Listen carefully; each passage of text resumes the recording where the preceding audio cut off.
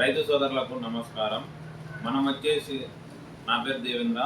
ఈరోజు వచ్చేసి మన టాపిక్ మినుములో వచ్చే చీడపీడల గురించి ఈరోజు మొత్తం మన వీడియోలో ఉంటుంది.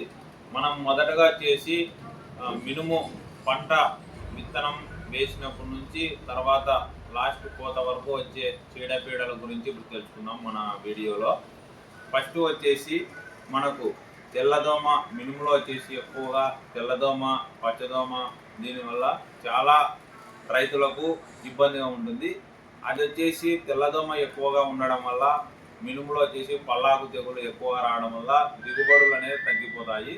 తర్వాత వచ్చేసి నెక్స్ట్ 20 డేస్ నుంచి 30 డేస్ లోపల వచ్చేసి ట్రిప్స్ ఎక్కువగా రావడం వల్ల మనకు మినుములో వచ్చేసి తలమాడు తెగులు అనేది వస్తుంది. దానివల్ల పంట దిగుబడి అనేది తగ్గుతుంది.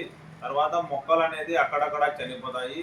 దాన్ని నివారించడానికి మనము నెక్స్ట్ వీడియోలో కొన్ని కెమికల్స్ చెప్తాము. ఈరోజు వచ్చేసి మనం బ్రీఫ్గా చెప్తా ఉన్నాము.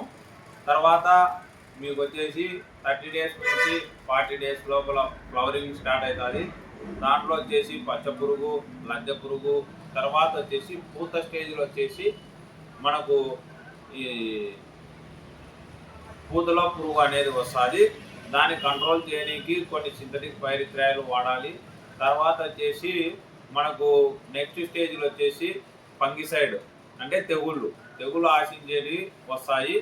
తర్వాత వచ్చేసి మనము పంట ఎప్పుడు నూర్పిడి చేయాలా, ఇవన్నీ నెక్స్ట్ వీడియోలో వచ్చేసి మీకు చీడపీడలు, తెగుళ్ళు, కలుపు యాజమాన్యం, తర్వాత పురుగులు, వీటికి సంబంధించిన మందులు ఏం వాడాలి అని మొత్తం మన నెక్స్ట్ వీడియోలో మొత్తం అప్లోడ్ చేయడం జరుగుతుంది. ఈ వీడియోను తప్పకుండా చూడాలి రైతులారా. సబ్స్క్రైబ్ చేయండి, లైక్ చేయండి, షేర్ చేయండి.